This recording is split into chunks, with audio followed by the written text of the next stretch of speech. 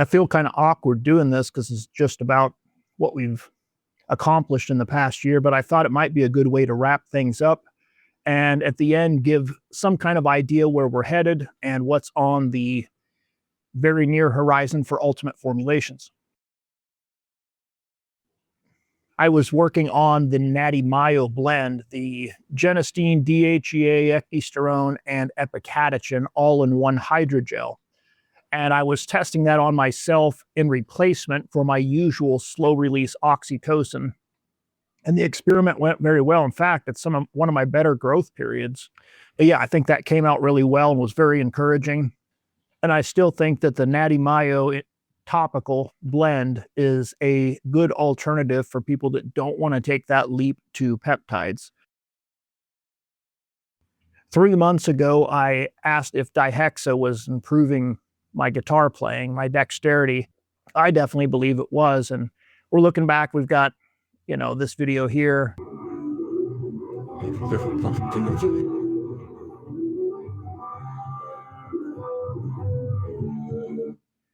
And the funny thing about that video was I didn't even know how to play with a pick 3 months ago. So since then, I have bought some picks and learned a basic technique that I'm still getting down.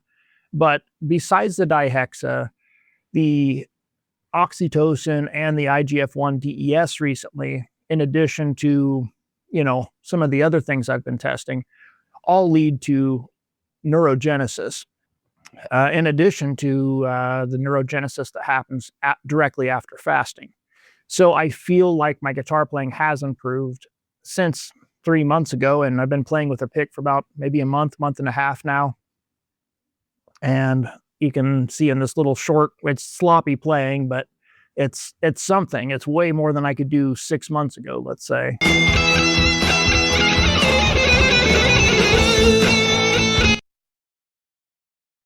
And then there was my topical scar tissue dissolver and fat dissolver. They're basically mechanical dissolvers tailored for either breaking down collagen or breaking down adipose tissue on contact. So it's a really simple idea, and I believe it was successful. My scar tissue, I have not worked extensively on it, so every once in a while I'll take a shot, just nibbles it away. After that initial result that we're showing here on screen, basically I had an encapsulation of scar tissue, and the initial injections opened that up and ate away that outer layer at causing that to be able to dissipate quite a bit. So it looks a little more effective than what it's just melting away an inch of scar tissue. It's not quite like that. So it nibbles away at it a little bit at a time on contact. So it's just simple emulsification basically when it comes to the fat and just breaking down that collagen and fiber and stuff there in the scar tissue. Next on the list for new innovations this year was the thermoreactive hydrogel, which just recently came together. And I have to admit, I'm still dialing that in just so. The last batch that I made, and some of it went out and some of it is in the solution for upcoming experiment. It tends to gel at higher, even more normal room temperatures. Silly me, I keep my place really cold. I just prefer it that way. And so room temperature for me might be 60 degrees and it doesn't quite gel, but at 70, 75 degrees or holding it in your hand, it's going to gel. So the idea there is to get it into the refrigerator, let it become liquid, and, just handle it so that you're not transferring a bunch of body heat to it, and get it injected and let it gel up right there in a subcutaneous, topical application. But it'll form a very thick, viscous gel that'll take several days to dissipate, and that's how it does its work. So thanks again to the Anabolic Stig for pointing out one of the key ingredients of that. You can go back through my videos, and it's just, if you know, you know. So it's pretty interesting stuff, and I'm actually using that in my own TRT at this point. So, and that's going really well. It's a nice slow dissolution. I actually broke my own rule with that, and I injected over 1 milliliter just to test that out. And it was okay. But just like any TRT shot, bigger you go, you get a little irritation post-injection. That one left a little bit of a knot, but that's the idea. It sits there, it's, slowly dissolving. So no leftover pain, no leftover issues, anything like that. So pretty typical to TRT, if not just a little bit smooth. But yeah, that thermoreactive hydrogel is kind of a game changer for a lot of things and offers a lot of convenience, in my opinion. Again, providing you're not holding the syringe and transferring body heat and gelling up in the syringe. So that's its quirk, and I'm going to dial that back a little bit, make that have to react at a little bit higher temperature so it's not quite so, doesn't have such a hair trigger to turn to gel. So if you find yourself thinking, how do I get this back into liquid? Put it in the fridge for an hour, put it in the fridge for half an hour, let that cool back down to 39 degrees Fahrenheit, and it'll go back to a gel or go back to a thinner liquid. Yeah, and the Ultralex thing, I'm still really excited about that. I'm about to go into my second growth phase with that. And just for anybody that's down for that experiment that we talked about earlier in past videos, I think we've got right at our 8 guys, and I'll be reaching out to everybody in about a week or so. Everything's good to go. So we're good on that. I just haven't reached out yet. I was kind of getting through the holidays and actually taking a couple of days off. And so just getting back into things, and I'll be reaching out to everybody. But yeah, that's good to go so far. I'm really encouraged by the results I got last time, and I'm looking forward to doing a whole growth phase of that combo.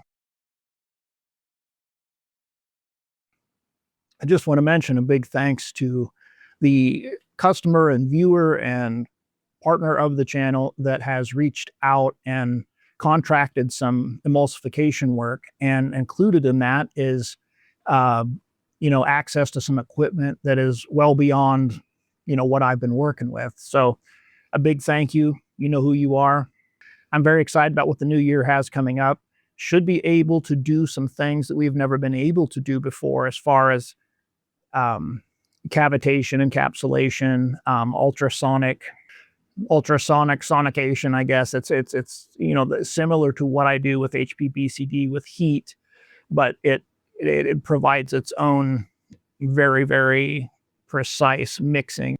Sometimes for very stubborn substances, the only way to truly get a pure encapsulation is through sonication. Sometimes it's not the best choice, and sometimes it's the only way. And then there's everything in between. So I'm very grateful for the opportunity to work with that and experience where we can take that. And I just want to say that for the Ultimate Formulations brand, where we're going in this upcoming year, is we're going to lean a little more into conversion kits and things like that. I don't have everything listed yet. I've been working with people that request and kind of doing one-on-one, but I have a kit to put together where you can do your own sublingual complexing for oral or sublingual products at your own house. So all the powders measured out, everything ready to go with instructions. So it's actually easier to do than you might imagine. And if you want to do some of that yourself, I'm going to offer a sublingual kit to do that with, as well as specialized kits like for very stubborn peptides and things like SLU. There's a specialized kit I have for that now. I just need, again, make sure all the ducks are in a row and stuff. But if you need assistance with any of that, just reach out and we can run that under just standard oil-based peptide extender or conversion kit.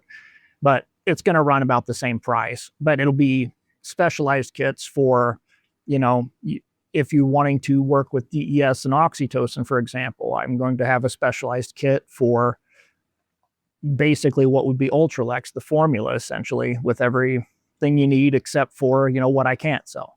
So stay tuned for that. So that's where we're headed with that. We're not going to jump into selling peptides or anything like that, but I want to enable anybody that might be experimenting already to have access to options that will wring the best out of certain peptides. Not everything needs to be long-acting. Not everything needs to be sublingual. There are peptides that are orally bioavailable, and there are some that claim to be and that would be 30 times as bioavailable if they were sublingual. So case by case.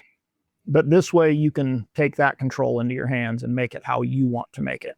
And that's what we're going to lean into, as well as probably a few other natural anabolic and myogenic products that are, I see them around here and there, and I think I can make a very potent go at them too. So, not to be a copycat in any way, but if there's something I can add that makes it more potent, more usable, then I will do something with it. And if I can't add anything, I won't touch it. So anyway, that's what we've got coming up. Hope this made some sense as usual. I'm finding myself late at night recording and just already kind of winding down, trying to stay up with some coffee, but all the best, and I'll see you guys soon.